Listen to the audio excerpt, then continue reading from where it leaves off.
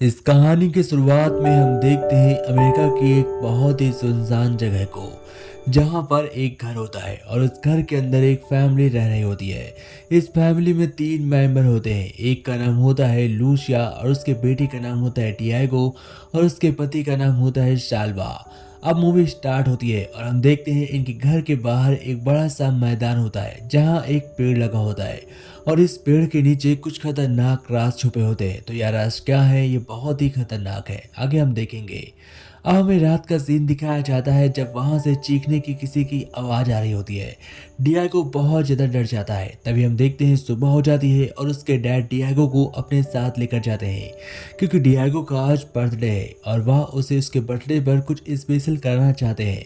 इसीलिए वो उसे अपने साथ शिकार पर ले जाते हैं। लेकिन लूसिया, उसकी मॉम, गुस्सा हो जाती है और वह सालवा से कहती है कि तुम्हें यह नहीं करना चाहिए। फिर वह उसके लिए एक शानदार केक बनाती है और डियागो का बर्थडे सेलिब्रेट हो रहा होता है।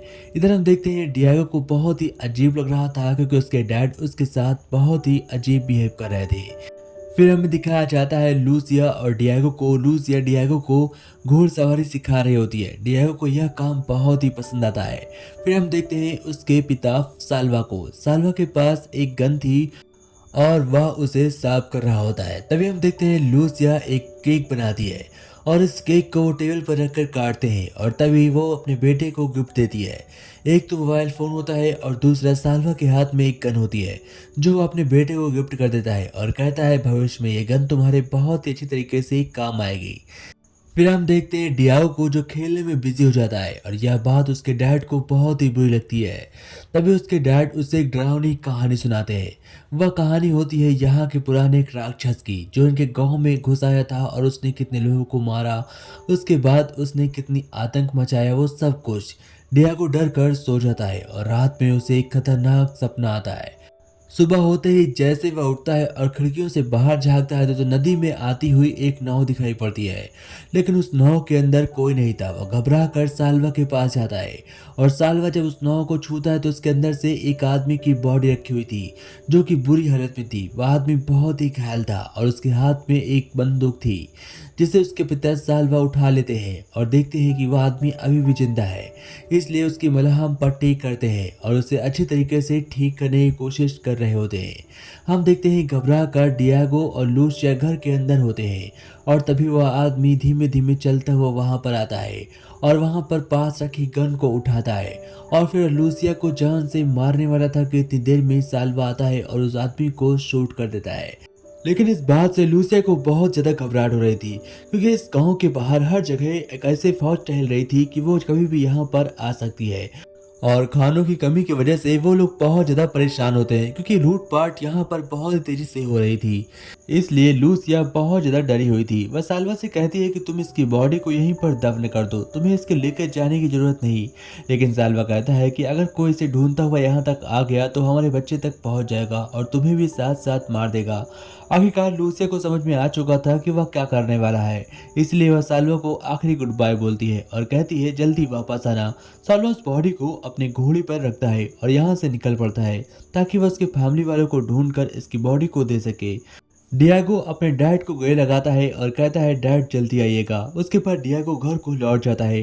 अब लूसिया और उसका बेटा उसके साथ दो ही लोग इस घर के अंदर बचे हुए थे। लूसिया और डियागो दोनों एक दूसरे की मदद कर रहे थे। दोनों इस जगह पर सरवाइव करने की कोशिश कर रहे थे। तभी इनके घर के बाहर से उस पेड़ के पास से एक खतरनाक आवाज आती है, जैसे ये कोई चीख रहा हो, बचाओ बचाओ, मुझे बचाओ। इसीलिए डियागो बहुत ज्यादा घबरा जाता है। वो अपनी मॉम से कहता है मॉम, बाहर से किसी की आवाजें आ रही हैं। उसकी मॉम कहती है दरवाजे को बंद कर लो और जब तक मैं ना कहूँ दरवाजे को मत खोलना। सुबह होते ही वह अपने सभी खरगोशों को अंदर ले आता है ताकि बाहर उसे कोई नुकसान न पहुंचाए।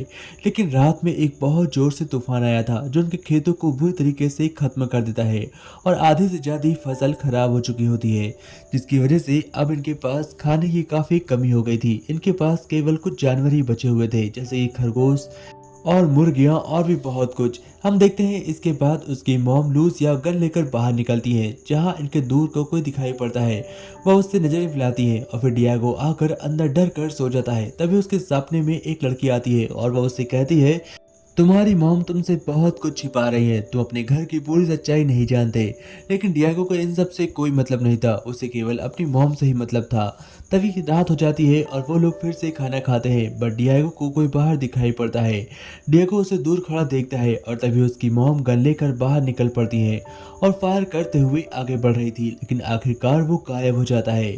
तूफान फिर से एक बार बहुत ही तेजी से आता है, जिसके चलते खेत में खड़ा पुतला इनके दरवाजे के बाहर खड़ा हो जाता है, जिसकी वजह से ये लोग घबरा जाते हैं। आखिरकार उसे ले जाकर फिर से खेत में गाड़ दिया जाता है। फिर हम देखते हैं लूसिया अपने बेटे डियागो से कहती है कि तुम्हें एक खरगोश को चुनना होगा ताकि हम उसके आज बलि देकर उसे अपने पेट पूजन के लिए इस्तेमाल कर सके। लेकिन डियागो अपने खरगोशों से बहुत ज़्यादा प्यार करता था।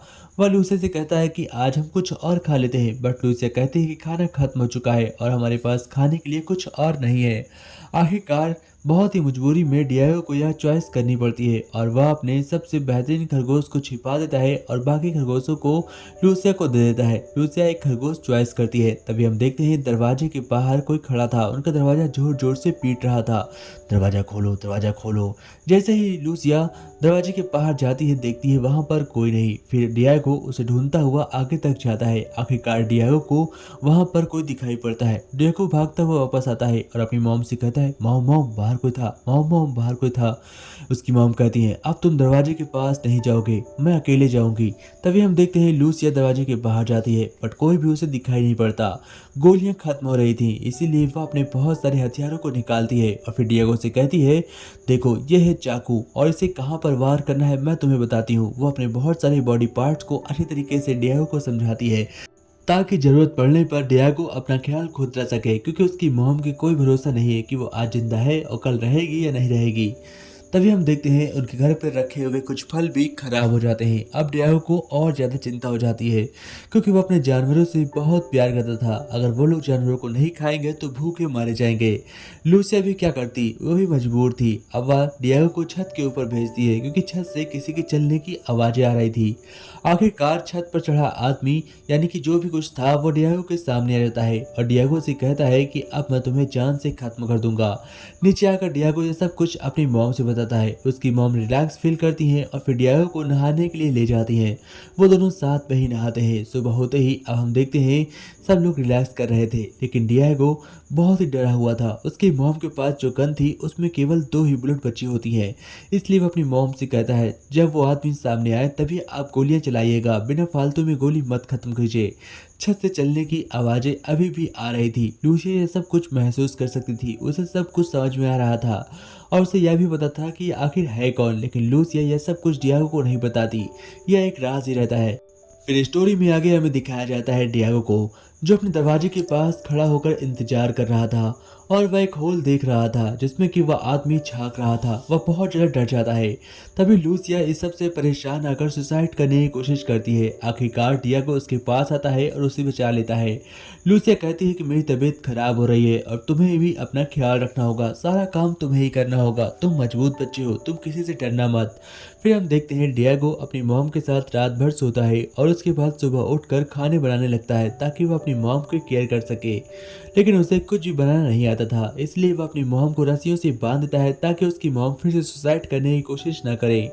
और फिर जैसे ही वह आदमी दरवाजे के बाहर आने लगता है, डियागो भागता हुआ अंदर आता है और अपनी मॉम के हाथों को खोल देता है और कहता है, मॉम वो आदमी दरवाजे से आ रहा है, हमें कुछ भी कर कर उसे खत्म करना होगा। लेकिन यह कोई आदमी नहीं था, बल्कि यह तो कोई साया था जो कि डियागो को एक आदमी के रूप में दिखाई पड़ रहा था। लास्ट में हम देखते हैं उसकी मॉम को आखिरकार वह आदमी मार देता है। फिर वह आदमी एक पर्दे की परछाई के पीछे खड़ा हुआ था। डियागो उसका सामना करता है और कहता है, मैं तुमसे नहीं डरता। उसके हाथ में गन थी और वह उससे उसे शूट कर देता है, जिसकी वजह से वह हमेशा के लिए गायब हो जाता है और लौट कर नहीं आता। फिर वह उसके पुतले को हमेशा के लिए जला देता है और इस घर में आग लगा देता है। घर के जलने की वजह से यह परछाई हमेशा के लिए खत्म हो जाती है। फिर वह अपनी मॉम को एक ट्राली के अंदर रखता है और उसे खिसका कर नदी के पास ले जाने रहा था ताकि वह इसे डॉक्टर के पास पहुंचा सके, लेकिन रास्ते में ही उसकी मॉम की डेथ हो जाती है। इसलिए डियागो उस नदी के अंदर दफन करता है और भगवान से प्रे करता है कि उसकी मॉम की आत्मा को शांति मिले। तो दोस्तों कैसी लगी स्टोरी कमेंट में जरूर बताइएगा। अगर वीडियो अच्छी लगी हो तो वीडियो को लाइक एंड चैनल को सब्सक्राइब जरूर करिएगा। और हाँ दोस्तों, मेरी वीडियो रोज आती है तो आप लोग वीडियो को पूरा देखा करिए और कमेंट भी जरूर किया करिए, और साथ ही वो हाई पॉइंट्स भी भेज दिया करिए, वो बहुत ही काम आता है और वीडियो को रैंक कराने में बहुत ही आगे रहता है। तो टेक केयर फ्रेंड्स, जय हिंद फ्रेंड्स।